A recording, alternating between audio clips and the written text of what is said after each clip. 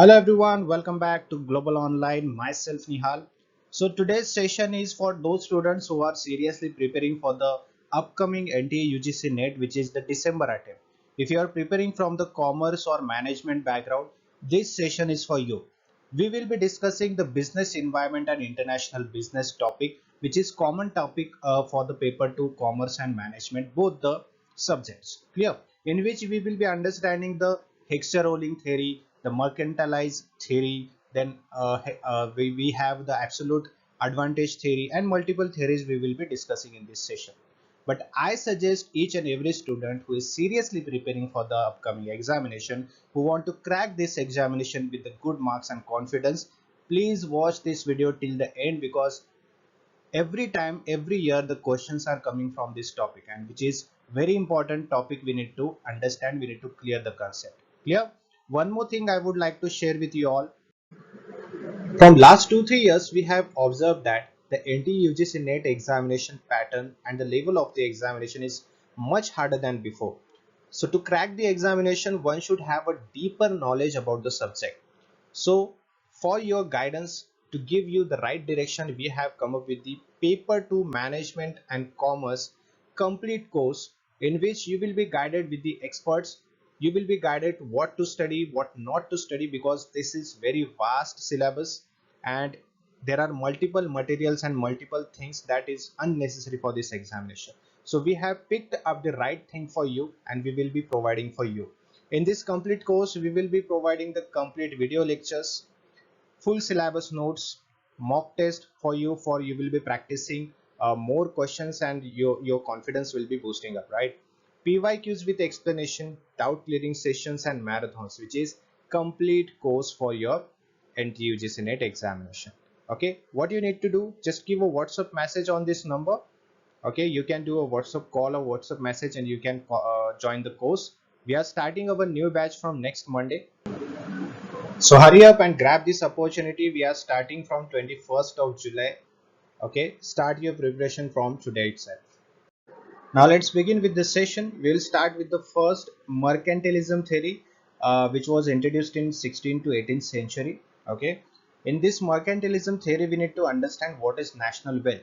So national wealth is equal to accumulating gold and silver by maximizing exports and minimizing imports. So what is happening here? In this trade, the nation or one country is maximizing its exports and minimizing its imports to increase their wealth.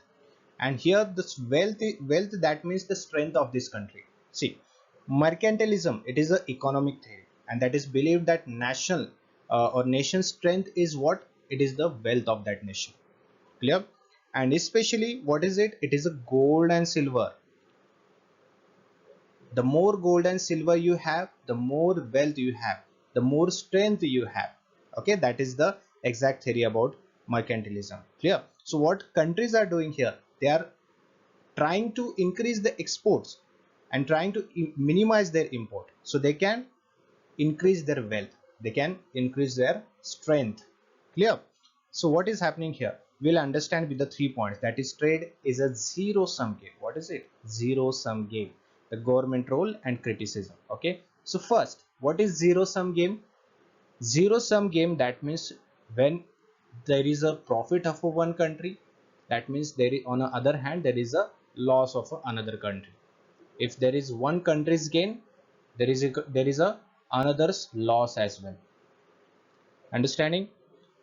Mercantilism believe that when one country is gaining something through the trade, okay, that means the another country with whom the trade is being happened, that country is facing the loss. Getting it? On a one hand there is a profit, and other hand there is a loss. That is the mercantilism theory. Okay, they saw trade as a competition, not a cooperation. If one country's profit, there is another country's loss. This is the competition, this is not the cooperation. But trade should be cooperation. Cooperative trade will be always profitable to the both countries, but there is competition. So when the competition is there, there will be a loss. Clear? For example, we can take an example of Britain and France. Okay, for example, suppose if the Britain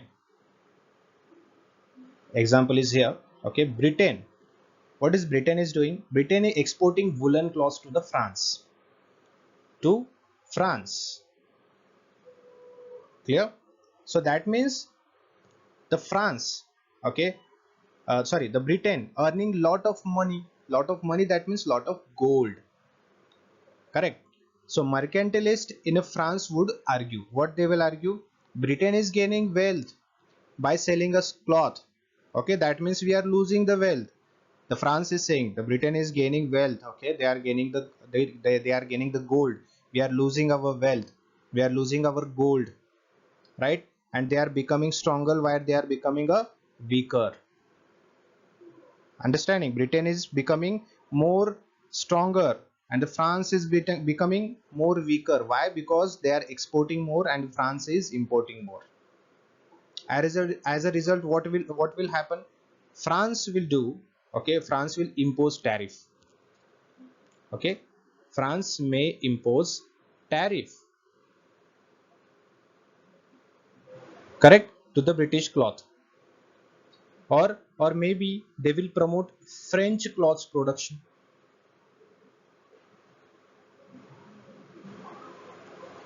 right? Or maybe they will try to export more than importing the goods, correct? So these conditions may happen when there is a loss of a France. Clear? That is the zero sum game. There is a country's gain. On the other hand, the other country may face a loss. Clear? That is the zero sum game. Second is, okay, let me erase this. I hope you have understood. Okay. Second is government role. Strong encourage exports and discourage exports via tariff. Okay, so government role is very important and very strong intervention government is doing here. Clear? Government will took active control over trade policies, right? Government may also encourage exports like selling goods to other countries and discourage imports buying from the other countries. Clear? By just placing tariffs. Tariffs means that the taxes, clear, on a foreign goods. Understanding? So government may intervene in that situation. They will increase the tariff, they will increase the tax, so accordingly the import will be lesser. Understand? This protected local industries. This situation or this move or this initiative will protect the local industries and that will keep the wealth inside the countries only. Understanding? Because export is promoted, the import is not promoted. Okay, if import is promoting, the government will take action in that. They will increase the tariff, they will increase the tax. Okay, so automatically the taxes increases, sorry, automatically the import will be reduced. Clear? And the wealth, which is the main country's wealth, will be safer in that country only. It will not go beyond the country. That is the government intervention here. Correct? Criticism ignores mutual benefits, does not support free trade, which is cooperative trade. Okay, so here mercantilism theory is there, which is totally ignoring the cooperative trade, which is totally ignoring the mutual benefits of trade.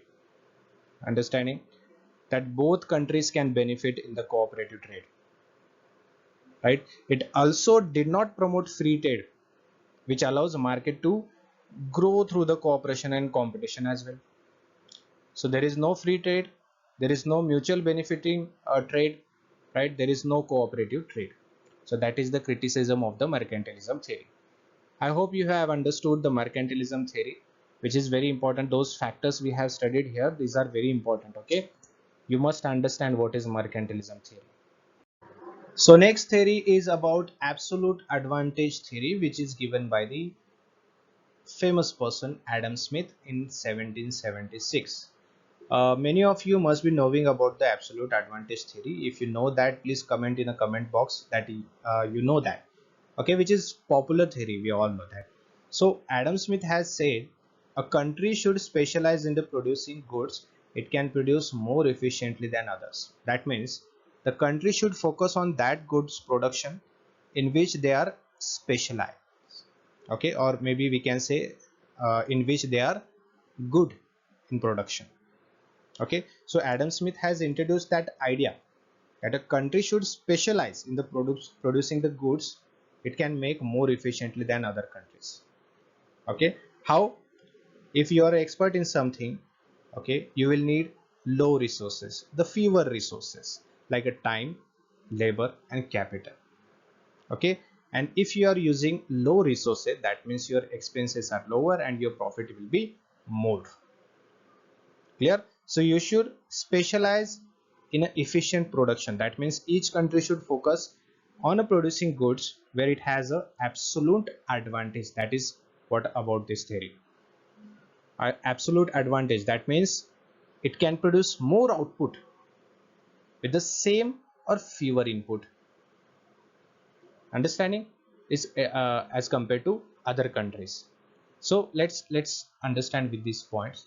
Trade is a mutual beneficial when countries produce only what they are best at. Right? If countries specialize in what they do best, right, and trade with each other, both can gain. Both countries will be gaining, which is beneficial for both the countries who are trading with each other. This is because each country saves resources and gets goods at a lower cost, right?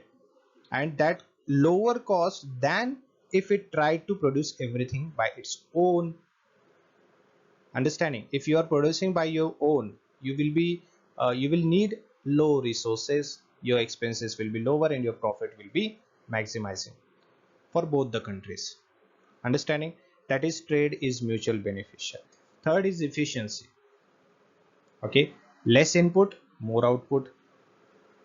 Right, input that means your resources and output that means your final goods. Okay, in this absolute advantage you will be focusing on that goods in which you are expert, so you will need fewer resources, and with that fewer resources you will be producing those quality of goods which will you will export, right, and you will gain more profit. So this will apply to both the countries who are trading with each other. Understood? So efficiency, that means few input or less input and more output, that is the efficiency. Understood? For example, here we can take India produces rice using fewer resources and the UK produces textile efficiently, right? So India export rice, UK export textile, right? India can produce rice more efficiently using less land, labor and time, right? And the UK can produce textile with more efficiently, like the same like India is producing the rice, right? So India will do the exporting rice to the UK, and UK will export textile to India. Understanding? So both will be benefiting with each other, right? Both countries benefit from getting goods at a lower cost, right? If they try to produce the both things by their own, that is called absolute advantage theory, right? Next theory is about comparative advantage theory, which is given by the David Ricardo 1817. Remember those points, okay? Who has given which theory in which year, right? So they can ask in the match the column like a questions. On a side or B side, they will give the name of the person. On the other side, they can ask you the name of the theory. Clear? So remember those points as well. So what is comparative advantage theory, which is given by the Ricardo? Even if one country is less efficient in producing all goods, it should specialize in what it can produce at a lower opportunity cost. Very strange, but very easy. See what is happening here. Let's come to the point directly. Let's have an example of that. Okay, here we need to understand first what is opportunity cost. Clear? So opportunity cost is that cost what a country gives up in order to produce something else. That means if a country has a comparative advantage in producing a good, if it sacrifices less of another good to produce it, right? Okay, I'll explain you in the with the example, right? Here the example. India can produce 10 textiles or 5 cars, and USA can produce 6 textiles or 12 cars. That means India is good in producing textile and USA is good in producing cars. So how they will trade with each other? India will trade with textiles to US, okay, and US will trade with the India with the cars, okay, in which India is having a lower opportunity cost for textile that will be beneficial for the India, right? And in the terms of USA having the lower opportunity cost for the cars, which is beneficial for the USA as well. So both are trading with each other with the lower opportunity cost here. So both countries will be beneficial with each other. They trade and both will be benefited. Understanding? Next theory is about Heckscher Ohlin theory, which is also important and very famous. Okay, which is given by the Heckscher and Ohlin. These are the two people. Yeah. The theory explains that a country will export goods that use its abundant factors like labor and capital, and import goods that use its scarce factors. I'll explain you. In this theory, what Hexure Ohlin said, a country will export goods, okay, in which they use its abundant and cheap factors of production. Okay, a country who is exporting the output or goods for which they have used the cheap production factors of production, like a labor and capital and all, and they will import those goods that use its scarce and expensive factors, right? See, based on the factor availability, labor, capital, land, this is the one point. Okay, see what happens here. The factors availability first we will understand, the labor, capital, land and all, these are the factors. Okay, uh, factors of production. So countries have different amounts of resources. First thing you need to understand, some have more labor, others have more capital or maybe land. Okay, and this difference influence what they can produce more efficiently. That is your factors, correct? Now exports goods using abundant factors, correct? A country will produce and export those goods that they are using its abundant resources because those resources are cheaper in that country. Understanding? So this gives it a cost advantage in production, right? With the cheap what we can say expenses, or we can say cheap cost, and the higher advantage, correct? Now imports of goods using scarce factors, what is it? Conversely, with the export, countries will import goods, okay, in which that country require resources they lack or have in a limited supply, because producing such goods domestically would be more expensive for that country. So whatever is more expensive, or which is they are lagging behind, which is they are have limited in that scarce will be fulfilled with that import, which is, in a simple word we can say, which you don't have they will import, and which they have they will export more with the cheap cost of production, correct? That is your Heckscher theory. Understanding? Now resource differences shape trade patterns in this theory. This point is very important. What is it? Since every country has a unique combination of resources, correct? These differences determine the structure of international trade. Understanding? For example, let's say India has more labor, right? Exports labor extensive goods, textiles. Okay, which is in short. So basically, India has an abundance of labor, so it will export labor extensive goods like textiles, garments and handcrafts, right? Because they have more labor, so they can use the labor. Understand? They will have a cheap on a cheap cost, they will use more labor, more factors of production, and they will produce more and they will export those things. Okay, that will be beneficial for India. Now the US has a more capital, so they will export capital intensive goods like a machinery, right? So whatever you have in which you are expert, or you have a more, you focus on that. Use those more power. If you have labor, use your labor. If you have capital, use your capital. That is the Heckscher theory, and which is totally about the factors of production. Clear? So this is your factor endowment theory. I hope you have understood all the theories. If not, if you have any doubt about this theory, any doubt about the examination and all the things, please put a message in a comment box. I'll explain you in the next session. Okay, so have a good day. Bye bye. See you in the next session.